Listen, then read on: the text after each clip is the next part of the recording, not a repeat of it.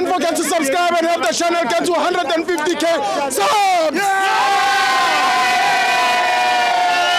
Hey Tabafetu, this video is brought to you by EasyPets. Click the link in the description to sign up and use code FANS50 to receive a 50 Rand sign-up bonus. And also, T's and C's apply. Under 18s are not permitted to gamble. Tango.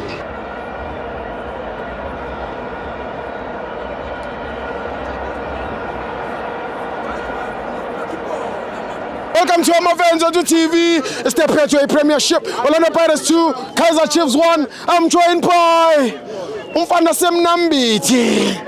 Stiwo. It's a Sanda. Mnati. Kimnati. Ngikaya Stiwo. Bathi lisegazini forever. Yeah. Petro Premiership. Yes. What a game. Great game. Stiwo ngiqale ukubonga iPirates. Yeah. Last week ngigejile. Yeah. Ngathi ngibonga lisekhukhu, ngathi ngibonga iPirates kusekhukhu. Yeah. Namhlanje nginikiwe imvumo. Yeah. Ngithi ngiqale ukubonga iPirates. Yeah. No, Stiwo. Stiwo ishaba is bad.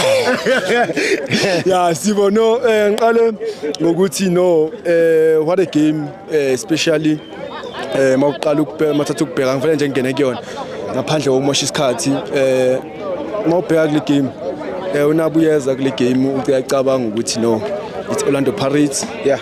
It's a big event. Yeah. And also I need goals. Yeah. So how do I ngishaya kanjani Pirates? Yeah. Yangithola. Yeah. Uyayibona uthi okay if iPirates ipressa ngalo first 10 to 20 minutes, yeah, you can get goals. Yeah. Yangithola. Yeah. That's the first thing abezi ngayo ekhanda. Yeah. But at the same time uza ngaleyo tactic kodwa kasifaka istrike.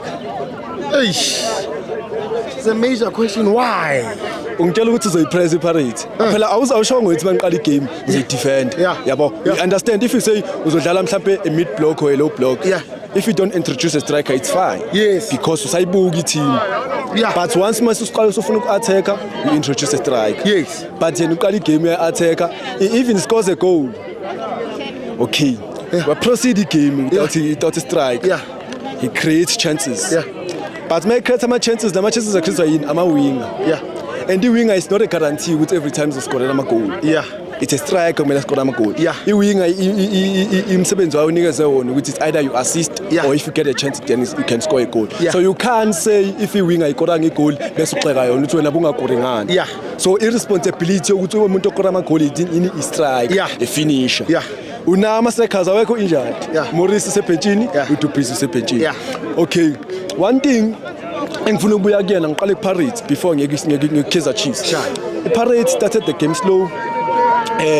Understanding ukuthi they are playing too many games, they are, yeah, coming from isekhukhune, yeah, a loss, yeah, and also bafuna uku-understand ukuthi Kaizer Chiefs izingani. Okay, they score a goal. Then after ngiyababona ama-players ayatshelana wodwa guys asehliseni umoya. Yeah, it's still early. Yangithola. Bayaqhubeka bayadlala igame.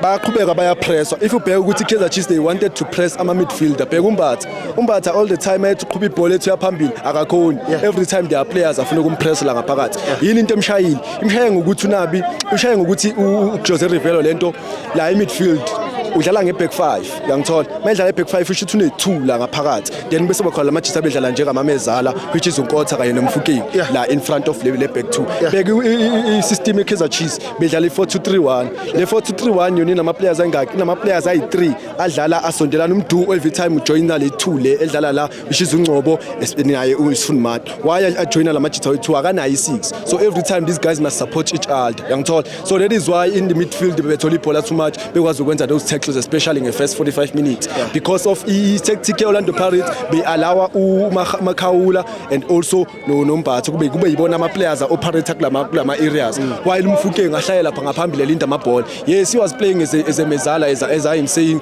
ukuthi it's a number 10 engahleli as a number 10 but sometimes can invert and be a wing. Yangithola. Sometimes you drop a deep but namhlanje didn't do much of it dropping. Yangithola. It just that he's a winger edlala wide, sometimes abuya azodlala as a 10. Yangithola. But unkotha yena ufunda kahle lento emfukeni, especially umfukeni mayimbona udlala ngaphakathi unkotha uyakwazi ukuthi ayothatha line. Bheka ukuthi i-first half yabo iPirates every time ethola ibhola ifuna ukudlala kunkotha. Every time last week bebefuna ukudlala ngapha ka left then balibuyise ngapha because khona ama finish. But namhlanje bafuna ukudlala kunkotha. Mali ya kunkotha libuya ngapha kokora bani. because Mfukeng is not that regular scorer yangithola uMakgopa is not that striker ehlala lapha eboxini ukuthi every time uzoscorer amagoli yangithola so that is why i-first half ubonile ukuthi ngazathi iPirates ayitholi those much more opportunities because bafuna ukudlala ngokotha and ukotha mawudlala ngaye ugrab i-attention kuma players ukuthi wonke ama players awabheke lapha ka left. That is why uCross was making so many tackles in the first half and ubheka ukuthi uzowathola yellow card because of ibhola belodlalwe esayidini lakho ukuthi guys just make sure ukuthi nibamba le amjitha lo dlala ka left yangithola bese mawuthatha ukubheka i-second half uintroduce ubani uDlamini ba-introduce uDlamini uzosiza la midfield ngithi kutshelile ukuthi iKaizer Chiefs idominate la inumber midfield ukuthi if wena upressa lona zomshiye free benze njani bathatha uMakhola bathi wena dlala right behind uMbatha kanye no Shenko then uMfukeng wena hlala lapha ya now usuzoba nespace ukwazi operate ama spaces akho la odlala kuona especially on the left la kwi number 10 yangithola so mawuthatha ukubheka uMakhawula usiyabuya udropa deep then these two players which is uMbatha kanye no Dlamini boyi2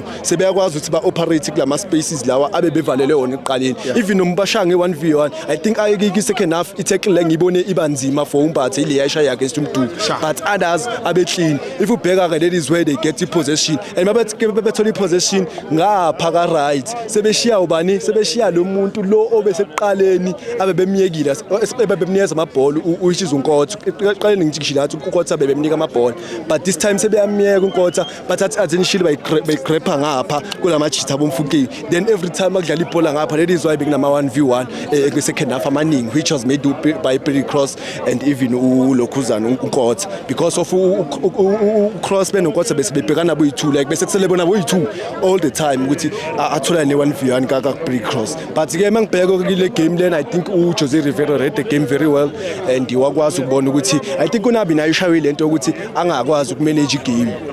I think he's got a goal. You have already soon a goal eli1. We are leading. But now sisikubuza umbuzo when as a coach, how do you manage a game? How to ensure with, or at least if I don't score goals, how do I maintain my 1-0 lead? I think lento bashayela na kwimarumo bashaya the same thing. You are coming back against Sundowns but it's also come back against Marumo Gallants. Yeah. iPirates bizoba yini ke kwena so into engishoyo ukuthi i-game management iKaizer Chiefs ishaya kakhulu and the Orlando Pirates you know it's a team that can change at any time and futhi they gave coach Jose Rivero a much time ukuthi akwazi ukucabanga especially dominate first half umnikeza second half uqhubeka with the same tactics uyabona you are leading yangithola already yizo kahle team une goal wena it's not like usafuna elinye goal or you are still going for more but already usune goal wena yangithola and you still continue with the same tactics ekubeni uyadlala against Orlando Pirates you know the difference between squad sakho ne squad Orlando Pirates ukuthi as a Pirates is better we are in number 9 position they are in number 2 how do you maintain your lead yangithola so it was something here about ukuthi nje Kaizer Chiefs they didn't want they couldn't manage a game as a team ukuthi okay guys right now we have a goal let's just play ibhola size and short bheka ukuthi sipochayini izinto ama-delays abesewenza after